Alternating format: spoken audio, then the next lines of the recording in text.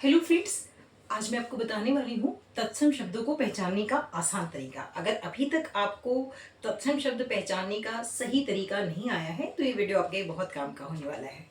देखिए, किसी भी शब्द में, है ना, किसी भी शब्द में अगर क्ष वर्ण आए, ठीक है, क्ष वर्ण आता है, जो क्ष से क्षत्रिय होता है, अगर ये वर्ण आता है तो वो जो शब्द है वो तत्सम होगा। अब जरा देखते हैं इस तरह के वर्ड क्या हो सकते हैं। देखिए, एक तो क्षेत्र बन सकता है, क्षत्रिय आप सबको पता ही है, ठीक है, क्षत्रिय, ठीक। तो या फिर नक्श, है ना, ये सारे वर्ड क्या है, ये सारे शब्द जो हैं ये तत्सम शब्द हैं। हमेशा ध्यान रखिए। ऐसे ही आधा षटकोण वाला श और ठ, ष्ठ, है ना, तो ष्ठ क्या है, ये भी अगर ये किसी शब्द में आ रहा है तो ये भी क्या है, ये भी तत्सम शब्द है। देखिए इनके उदाहरण देखिए, जैसे एक होता है कोष्ठक, तो कोष्ठक क्या है, कोष्ठक है तत्सम शब्द। काष्ठ, है ना, यानी लकड़ी जिसको बोलते हैं। इसके अलावा देख सकते हैं षष्ठ या षष्ठी, है ना, ये सारे वर्ण क्या है, ये सारे शब्द क्या है, ये शब्द तत्सम शब्द हैं। इसके अलावा कहीं किसी शब्द में अगर विसर्ग आता है ना, विसर्ग आता है तो वो सारे शब्द भी तत्सम होंगे। देखिए कैसे, जैसे अतः, पुनः, है ना, ये सारे क्या हैं, ये सारे वर्ड क्या हैं, ये सारे शब्द भी आपके तत्सम शब्द होंगे।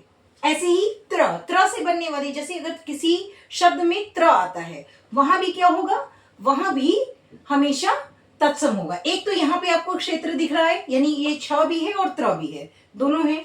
इसके अलावा और देख लीजिए, जैसे एक त्रिदेव हो सकता है ना, त्रिदेव हो सकता है, त्रिकोण हो सकता है ना, त्रिकोण। तो ये सारे जो शब्द हैं ये भी तत्सम हैं। ऐसे श्र से बनने वाले, श्र श्रमिक से बनने वाले, ये सारे जो शब्द होंगे वो क्या होंगे, वो सारे तत्सम होंगे। श्रमिक, श्रृंगार, है ना, श्रवण, बहुत सारे हैं, ठीक है। तो इस तरह के अगर कोई शब्द आ रहे हैं तो आप निश्चित होकर उस पे तत्सम पे टिक लगाएंगे, ठीक है।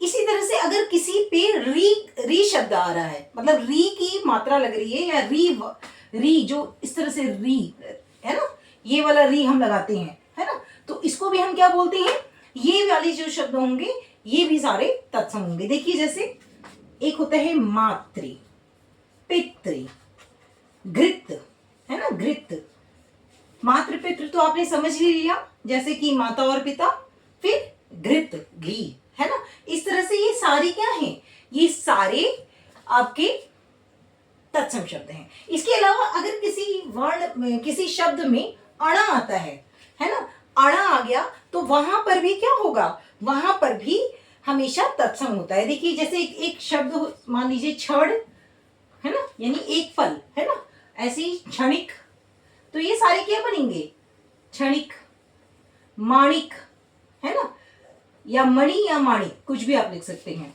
ठीक है। तो ये जहां पे आ रहे हैं ये वाले सारे भी तत्सम रूप हैं, ठीक। तो आई होप कि आपको वीडियो अच्छा लगे, और अच्छा लगे तो लाइक सब्सक्राइब करना है। मिलेंगे अगली वीडियो में, बाय बाय।